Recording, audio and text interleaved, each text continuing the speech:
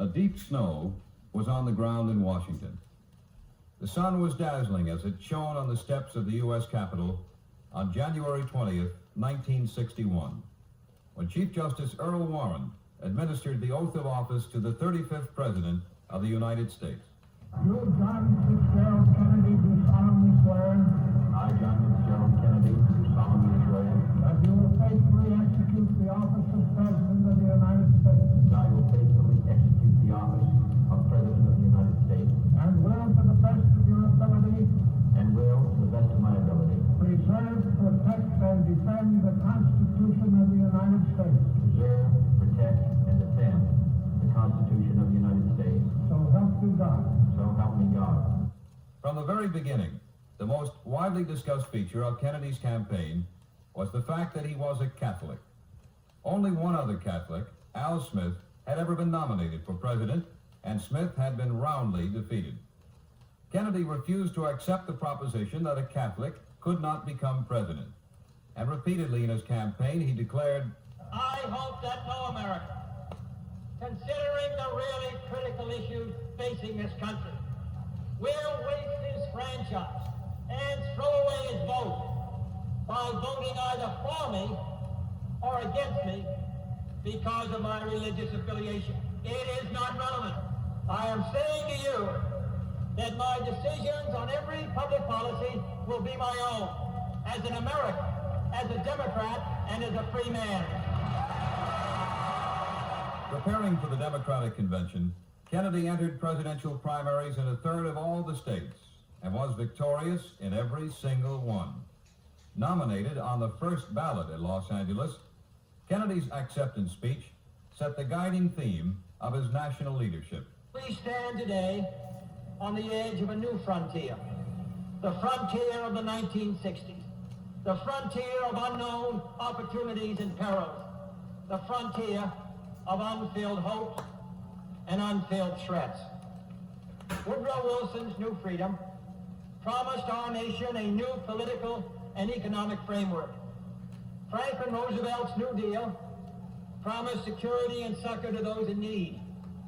But the new frontier of which I speak is not a set of promises. It is a set of challenges. It sums up not what I intend to offer to the American people, but what I intend to ask of them.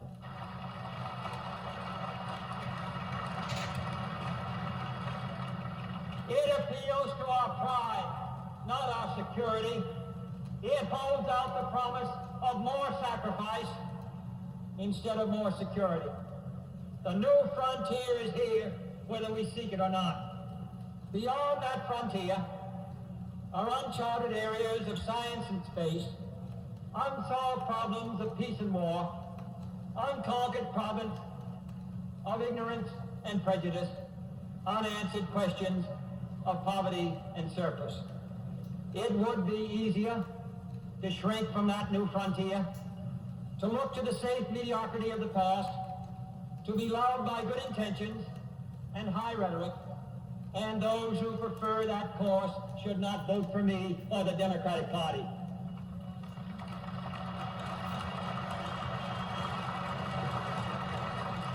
But I believe that the times require imagination and courage and perseverance. I'm asking each of you to be pioneers towards that new frontier. My call is to the young in heart, regardless of age, to the stout in spirit, regardless of party, to all who respond to the scriptural call, be strong and of good courage, be not afraid, neither be dismayed. For courage, not complacency, is our need today. Leadership, not salesmanship. And the only valid test of leadership is the ability to lead and lead vigorously.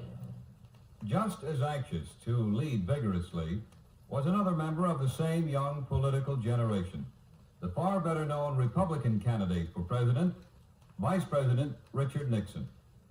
Nixon was originally considered a slight favorite in the race, but in the summer of 1960, the Eisenhower administration, and hence Nixon, lost considerable prestige as a result of the U-2 incident. and a sudden rise in Cold War tension. The Republican administration was also damaged politically by a business recession, which Kennedy suggested he could do more about than Nixon. But perhaps the most decisive factor in providing Kennedy with his margin for victory was the development of an altogether new factor in American political campaigns: the broadcast debate.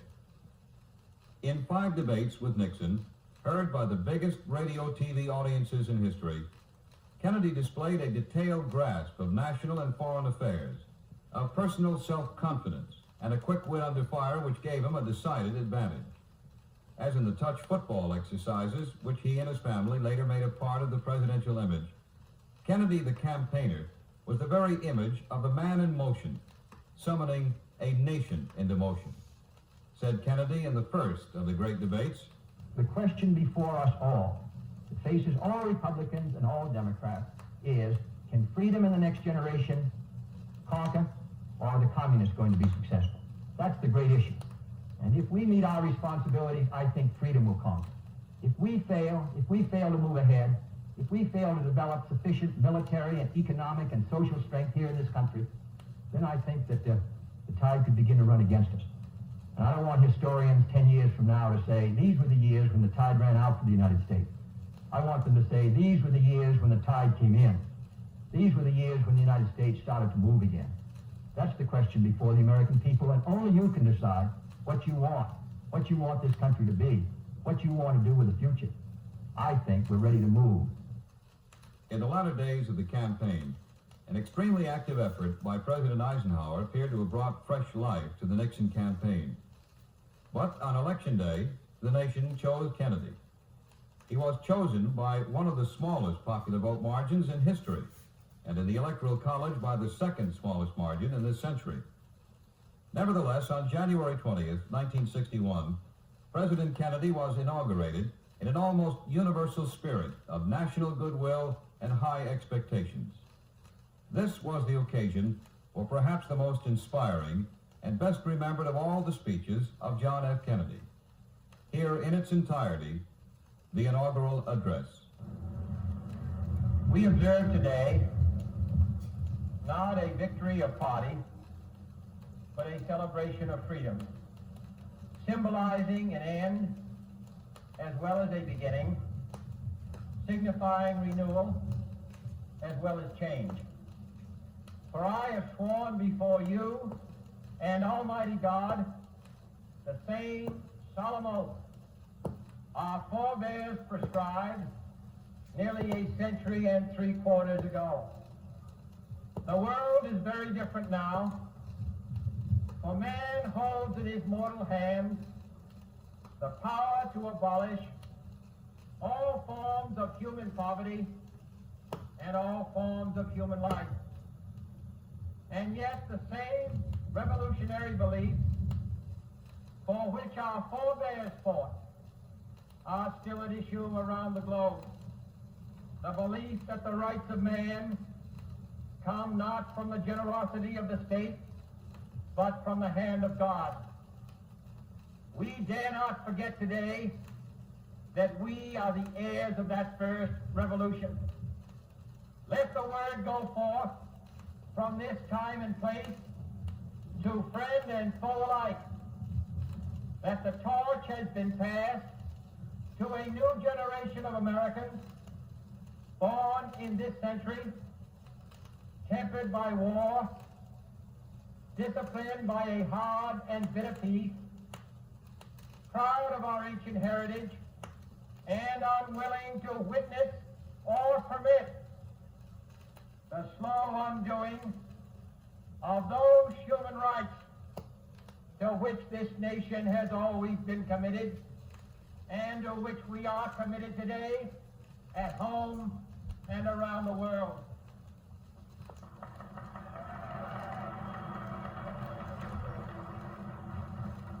Let every nation know, whether it wishes us well or ill, that we shall pay any price, bear any burden, meet any hardship, support any friend, oppose any foe, to assure the survival and the success of liberty.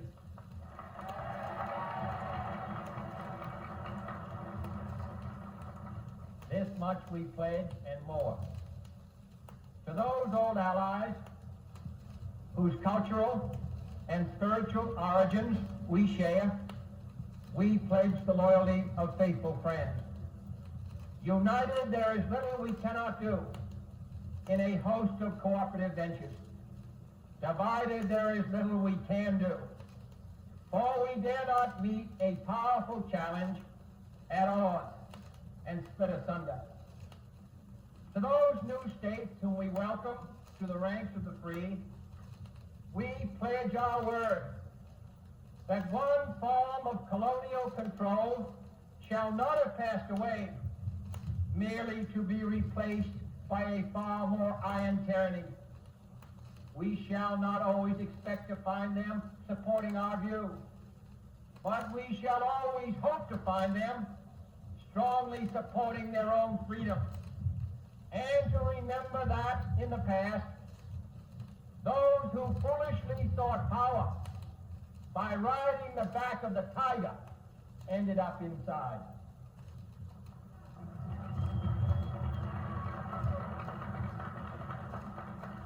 To those people in the huts and villages of half the globe struggling to break the bonds of mass misery, we pledge our best efforts to help them help themselves. For whatever period is required, not because the communists may be doing it, not because we seek their votes, but because it is right. If a free society cannot help the many who are poor, it cannot save the few who are rich.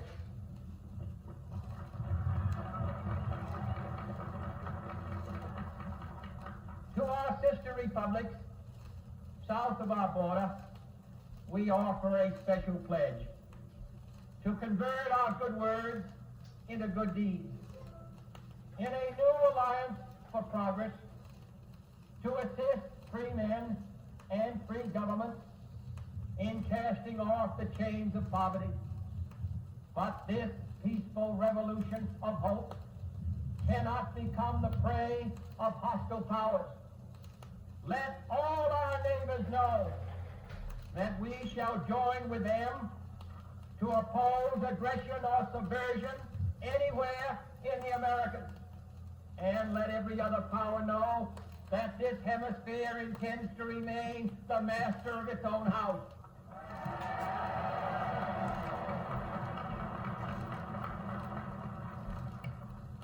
To that World Assembly of Sovereign States, the United Nations, our last best hope, in an age where the instruments of war have far outpaced the instruments of peace, we renew our pledge of support to prevent it from becoming merely a forum for invective, to strengthen its shield of the new and the weak, and to enlarge the area in which its writ may run.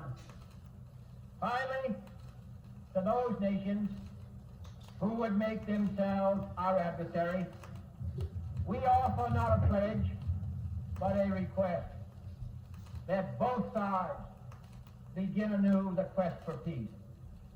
Before the dark powers of destruction, unleashed by science, engulf all humanity in planned or accidental self-destruction.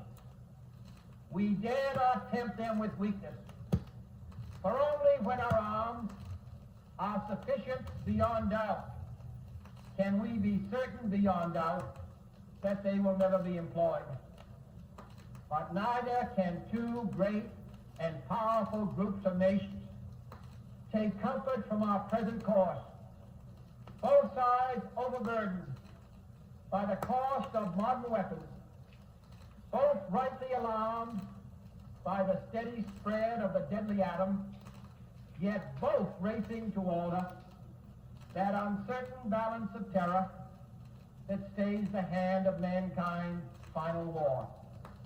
So let us begin anew, remembering on both sides that civility is not a sign of weakness, and sincerity is always subject to proof.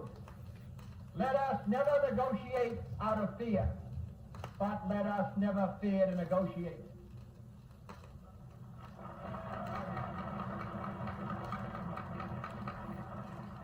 Let both sides explore what problems unite us, instead of belaboring those problems which divide us. Let both sides, for the first time, formulate serious and precise proposals for the inspection and control of arms, and bring the absolute power to destroy other nations under the absolute control of all nations.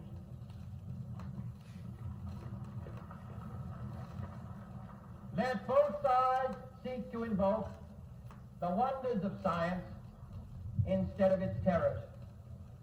Together, let us explore the stars, conquer the desert, eradicate disease, tap the ocean depths, and encourage the arts and commerce. Let both sides unite to heed in all corners of the earth the command of Isaiah to undo the heavy burden and let the oppressed go free. And if a beachhead of cooperation may push back the jungle of suspicion, let both sides join in creating a new endeavor, not a new balance of power, but a new world of law, where the strong are just and the weak secure and the peace preserved. All this will not be finished in the first 100 days, nor will it be finished in the first 1,000 days, nor in the life of this administration, nor even perhaps in our lifetime on this planet. But let us begin.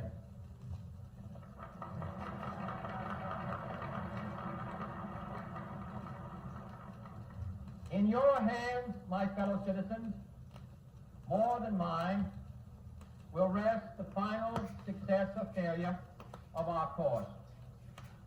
Since this country was founded, each generation of Americans has been summoned to give testimony to its national loyalty. The graves of young Americans who answered the call to service surround the globe. Now the trumpet summons us again. Not as a call to bear arms, though arms we need. Not as a call to battle, though in battle we are. But a call to bear the burden of a long twilight struggle, year in and year out, rejoicing in hope, patient in tribulation, a struggle against the common enemies of man, tyranny, poverty, disease, and war itself. Can we forge against these enemies a grand and global alliance, north and south, east and west, that can assure a more fruitful life for all mankind? Will you join in that historic effort?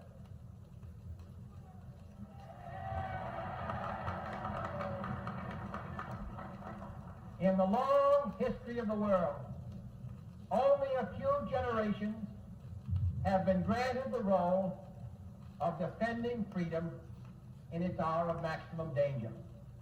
I do not shrink from this responsibility. I welcome it.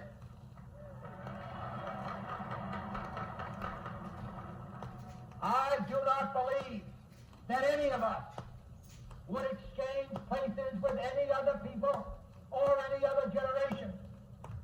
The energy, the faith, the devotion which we bring to this endeavor will light our country and all who serve it. And the glow from that fire can truly light the world. And so, my fellow Americans, ask not what your country can do for you, ask what you can do for your country.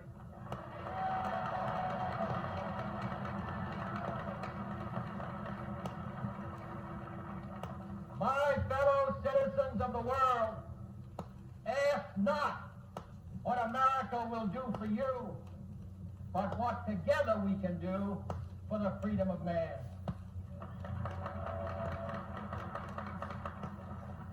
Finally, whether you are citizens of America or citizens of the world, ask of us here the same high standard of strength and sacrifice which we ask of you. With a good conscience, our only sure reward, with history the final judge of our deeds, let us go forth to lead the land we love, asking his blessing and his help, but knowing that here on earth, God's work must truly be our own.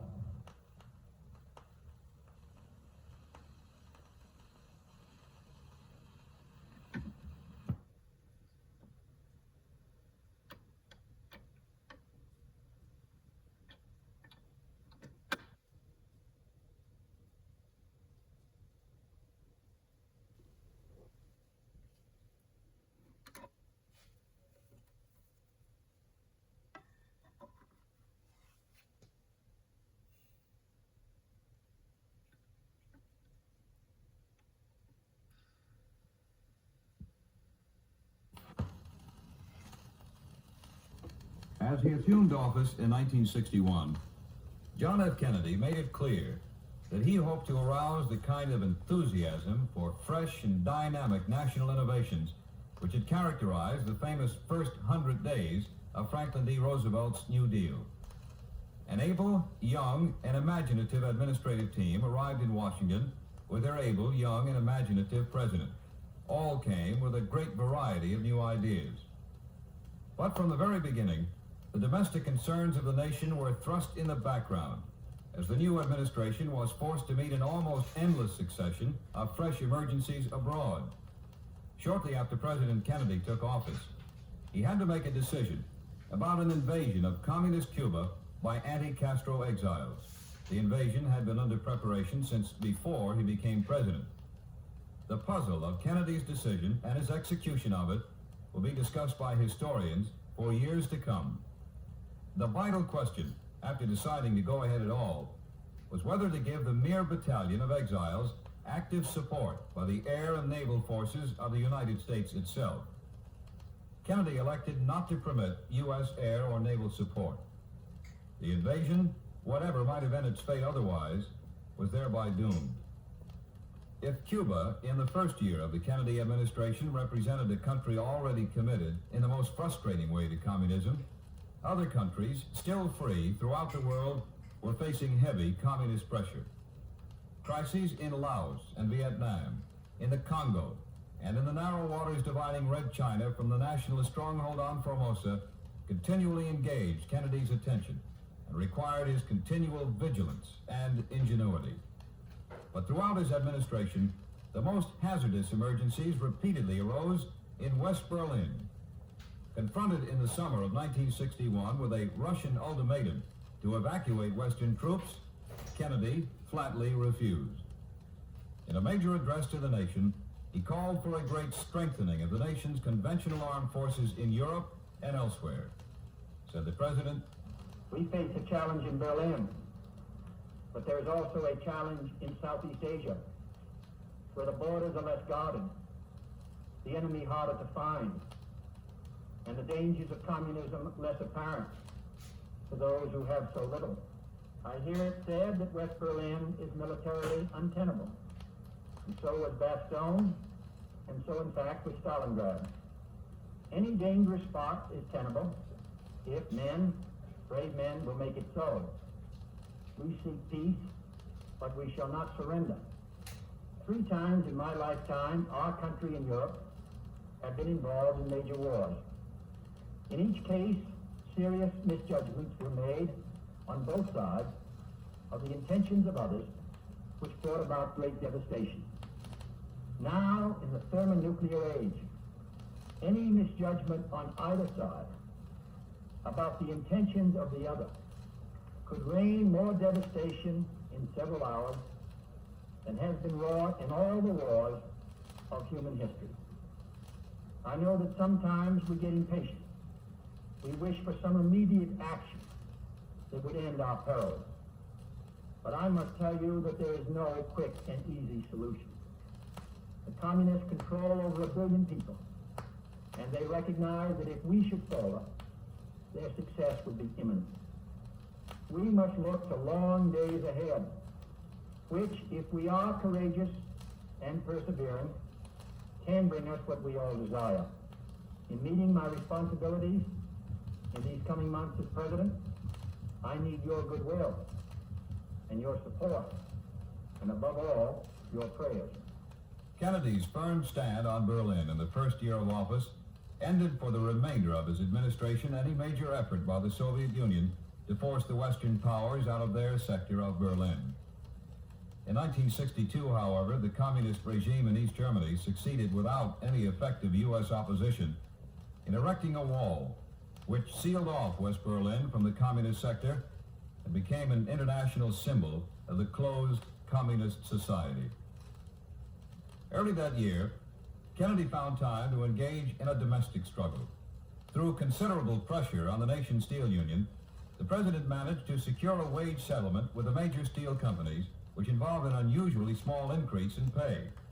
It was part of a program urged by the president to restrain inflation and had been coupled with a long-standing plea by the president to the steel companies to keep their prices stable.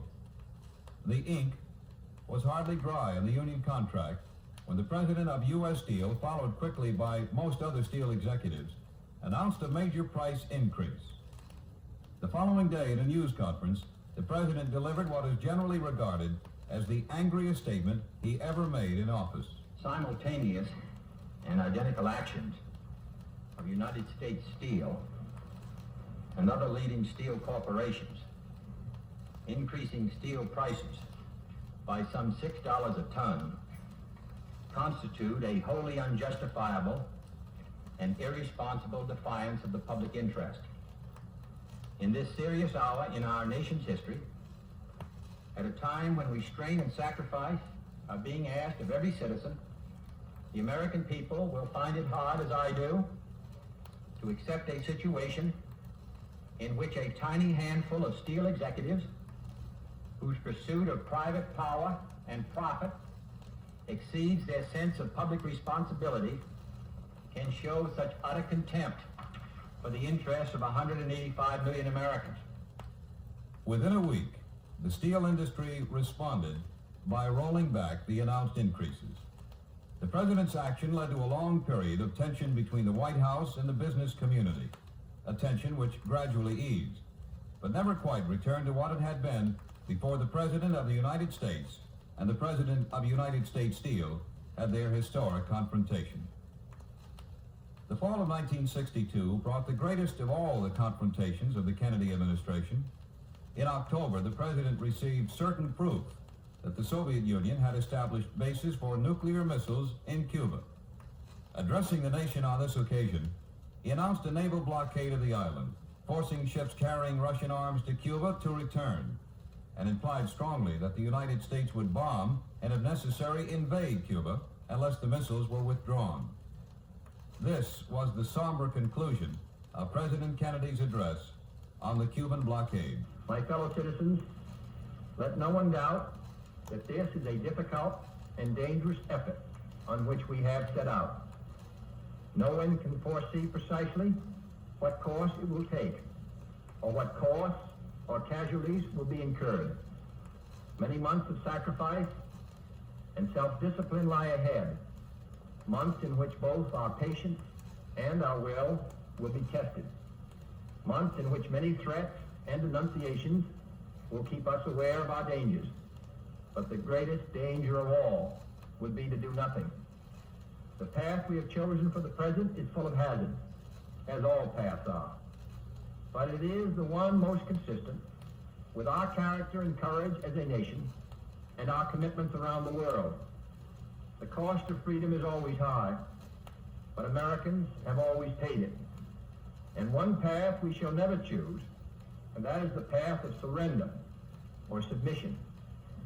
Our goal is not the victory of might, but the vindication of right. Not peace at the expense of freedom, but both peace and freedom here in this hemisphere, and we hope around the world. God willing, that goal will be achieved. After a great deal of confusion in Moscow and of equally obvious resentment in Havana, the Soviet Union finally complied with the major part of President Kennedy's demand. Surprisingly, perhaps, the Soviet-American showdown over Cuba led to a period of relatively relaxed tension in the Cold War, and 1963 was the first year in which domestic events suddenly took priority in the minds of most Americans and President Kennedy, their national leader. In Birmingham, Alabama, Negroes, aroused to an unprecedented peak by a century of racial discrimination, began a series of demonstrations against the local and state governments. The situation quickly reached riot proportions as the governments of Birmingham and Alabama tried to quell these demonstrations with force. The year before, Mr. Kennedy, like President Eisenhower, had acted vigorously in a civil rights crisis by sending first federal marshals and finally federal troops into Oxford, Mississippi, to ensure the admission of a Negro student to the hitherto all-white campus of the University of Mississippi. As the campaign for the civil rights of Negro Americans reached national proportions, the president again used federal troops to force the integration of the University of Alabama. This was the occasion for perhaps his most important speech in office, a speech solemnly committing all the energies of the national government to the eradication of racial barriers in education, housing, jobs, and public places. It was the occasion, too, for the president to propose the strongest civil rights measure considered by Congress in nearly a century. Here in its entirety is that speech by President Kennedy. Following a series of threats and defiant statements, the presence of Alabama National Guardsmen was required on the University of Alabama to carry out the final and unequivocal order of the United States District Court of the Northern District of Alabama. That order called for the admission of two clearly qualified young Alabama residents who happened to have been born Negro. That they were admitted peacefully on the campus is due in good measure to the conduct of the students of the University of Alabama who met their responsibilities in a constructive way. I hope that every American, regardless of where he lives, will stop and examine his conscience about this and other related incidents. This nation was founded by men of many nations and backgrounds. It was founded on the principle that all men are created equal, and that the rights of every man are diminished when the rights of one man are threatened. Today we are committed to a worldwide struggle to promote and protect the rights of all who wish to be free. And when Americans are sent to Vietnam or West Berlin, we do not ask for whites only. It ought to be possible, therefore, for American students of any color to attend any public institution they select without having to be backed up by troops. It ought to be possible for American consumers of any color to receive equal service in places of public accommodation, such as hotels and restaurants and theaters and retail stores, without being forced to resort to demonstrations in the street. And it ought to be possible for American citizens of any color to register and to vote in a free election without interference or fear of reprisal. It ought to be possible, in short, for every American to enjoy the privileges of being American without regard to his race or his color. In short, every American ought to have the right to be treated as he would wish to be treated, as one would wish his children to be treated. But this is not the case. The Negro baby born in America today, regardless of the section of the state in which he is born, has about 1/2 as much chance of completing a high school as a white baby, born in the same place on the same day. 1/3 as much chance of completing college. 1/3 as much chance of becoming a professional man. Twice as much chance of becoming unemployed. About 1/7 as much chance of earning $10,000 a year. A life expectancy which is 7 years shorter, and the prospects of earning only half as much. This is not a sectional issue. Difficulties over segregation and discrimination exist in every city, in every state of the Union, producing in many cities a rising tide of discontent that threatens the public safety. Nor is this a partisan issue. In a time of domestic crisis, men of goodwill and generosity should be able to unite regardless of party or politics. This is not even a legal or legislative issue alone. It is better to settle these matters in the courts than on the streets, and new laws are needed at every level. But law alone cannot make men see right. We are confronted primarily with a moral issue. It is as old as the scriptures and is as clear as the American Constitution. The heart of the question is whether all Americans are to be afforded equal rights and equal opportunities. Whether we are going to treat our fellow Americans as we want to be treated. If an American, because his skin is dark, cannot eat lunch in a restaurant open to the public, if he cannot send his children to the best public school available, if he cannot vote for the public officials who represent him, if in short he cannot enjoy the full and free life which all of us want, then who among us would be content to have the color of his skin changed and stand in his place? Who among us would then be content with the counsels of patience and delay? 100 years of delay have passed since President Lincoln freed the slaves, yet their heirs, their grandsons, are not fully free. They are not yet freed from the bonds of injustice. They are not yet freed from social and economic oppression. And this nation, for all its hopes and all its boasts, will not be fully free until all its citizens are free. We preach freedom around the world, and we mean it. And we cherish our freedom here at home. But are we to say to the world, and much more importantly, to each other, that this is a land of the free, except for the Negroes? That we have no second-class citizens, except Negroes? That we have no class or caste system, no ghettos, no master race, except with respect to Negroes? Now the time has come for this nation to fulfill its promise. The events in Birmingham and elsewhere have so increased the cries for equality that no city or state or legislative body can prudently choose to ignore them. The fires of frustration and discord are burning in every city, north and south. Where legal remedies are not at hand, redress is sought in the streets, in demonstrations, parades, and protests, which create tensions and threaten violence and threaten lives. We face, therefore, a moral crisis as a country and a people. It cannot be met by repressive police action. It cannot be left to increase demonstrations in the streets. It cannot be quieted by token moves or talk. It is a time to act in the Congress, in your state and local legislative body, and above all, in all of our daily lives.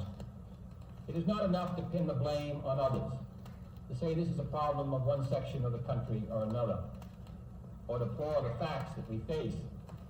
A great change is at hand, and our task, our obligation, is to make that revolution, that change, peaceful and constructive for all. Those who do nothing are inviting shame as well as violence. Those who act boldly are recognizing right as well as reality. Next week, I shall ask the Congress of the United States to act, to make a commitment it has not fully made in this century to the proposition that race has no place in American life or law. The federal judiciary has upheld that proposition in a series of forthright cases. The executive branch has adopted that proposition in the conduct of its affairs, including the employment of federal personnel, the use of federal facilities, and the sale of federally financed housing. But there are other necessary measures which only the Congress can provide, and they must be provided at this session. The old code of equity law under which we live commands for every wrong a remedy. But in too many communities, in too many parts of the country, wrongs are inflicted on Negro citizens, and there are no remedies at law. Unless the Congress acts, their only remedy is the street.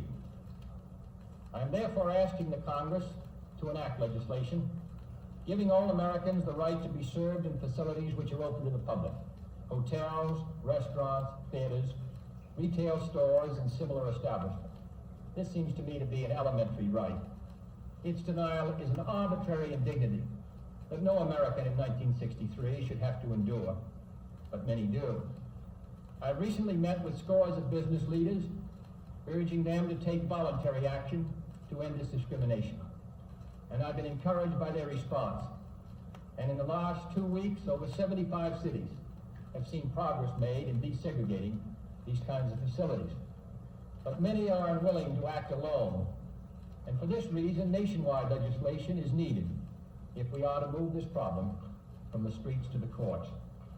I'm also asking Congress to authorize the federal government to participate more fully in lawsuits designed to end segregation in public education. We have succeeded in persuading many districts to desegregate voluntarily. Dozens have admitted Negroes without violence. Today, a Negro is attending a state-supported institution in every one of our 50 states. But the pace is very slow. Too many Negro children entering segregated grade schools at the time of the Supreme Court's decision 9 years ago will enter segregated high schools this fall, having suffered a loss which can never be restored. The lack of an adequate education denies the Negro a chance to get a decent job.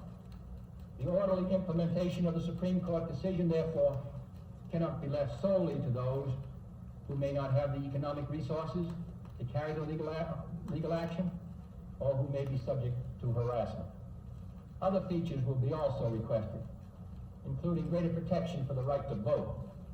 But legislation, I repeat, cannot solve this problem alone. It must be solved in the homes of every American, in every community across our country. In this respect, I want to pay tribute to those citizens north and south who've been working in their communities to make life better for all. They are acting not out of a sense of legal duty, but out of a sense of human decency. Like our soldiers and sailors in all parts of the world, they are meeting freedom's challenge at the firing line, and I salute them for their honor and their courage. My fellow Americans, this is a problem which faces us all, in every city of the North as well as the South. Today, there are Negroes unemployed 2 or 3 times as many compared to whites. Inadequate education, moving into the large cities, unable to find work, young people particularly out of work without hope, denied equal rights, denied the opportunity to eat at a restaurant or a lunch counter or go to a movie theater, denied the right to a decent education, denied almost today the right to attend a state university even though qualified. Seems to me that these are matters which concern us all, not merely presidents or congressmen or governors, but every citizen of the United States. This is one country. It has become one country because all of us and all the people who came here had an equal chance to develop their talents. We cannot say to 10% of the population that you can't have that right. Your children can't have the chance to develop whatever talents they have. That the only way that they're going to get their rights is to go in the street and demonstrate. I think we owe them and we owe ourselves a better country than that. Therefore, I'm asking for your help in making it easier for us to move ahead and provide the kind of equality of treatment which we would want ourselves. To give a chance for every child to be educated to the limit of his talent. As I've said before, not every child has an equal talent or an equal ability or equal motivation. But they should have the equal right to develop their talent and their ability and their motivation to make something of themselves. We have a right to expect that the Negro community will be responsible, will uphold the law, but they have a right to expect that the law will be fair, that the Constitution will be colorblind, as Justice Harlan said at the turn of the century. This is what we're talking about, and this is a matter which concerns this country and what it stands for. And in meeting it, I ask the support of all of our citizens. As the Kennedy administration was drawing so unwittingly to its close in the early fall of 1963, the civil rights crisis remained unresolved. But surprisingly, it was in the Cold War that the last days of President Kennedy brought one of the most memorable achievements, a treaty signed by the Soviet Union and most of the nations of the world to end the testing of nuclear weapons in the atmosphere. By this time, both countries, of course, had more than enough such weapons to annihilate each other. But the reduction of nuclear pollution of the atmosphere and the symbol which the treaty represented of future pathways to peace made the address of President Kennedy on this occasion a message of hope. Now, for the first time in many years, the path of peace may be open. No one can be certain what the future will bring. No one can say whether the time has come for an easing of the struggle. But history and our own conscience will judge us harshly if we do not now make every effort to test our hopes by action. And this is the place to begin. According to the ancient Chinese proverb, a journey of 1,000 miles must begin with a single step. My fellow Americans, let us take that first step. Let us, if we can, step back from the shadows of war and seek out the way of peace. And if that journey is 1,000 miles, or even more, let history record that we, in this land, at this time, took the first step. Let us take the first step. Perhaps the most fitting epitaph for an administration and a president which imagined and planned far more new departures in American life and national policy than they would ever have the opportunity to undertake. And of those in which the first step was in fact taken, the first step towards nuclear disarmament, the first great steps toward genuine equality of all Americans in our national life, the first steps along so many broad avenues of this nation's destiny, the second, the third, and the final steps would have to be left to other leaders and to the American people themselves. For on November 22nd, 1963, John F. Kennedy was shot to death in Dallas, Texas, by an assassin whose motives may forever remain uncertain. As a leader of Americans, his career ended on that day, but in the gallery of great leaders whose vision, eloquence, and inspiring example shaped the minds and imaginations of the American people, his career had only begun. In his inaugural address, John F. Kennedy delivered his best remembered injunction to the American people. My fellow Americans, ask not what your country can do for you. Ask what you can do for your country. For his country, John F. Kennedy, on November 22nd, 1963, gave his life.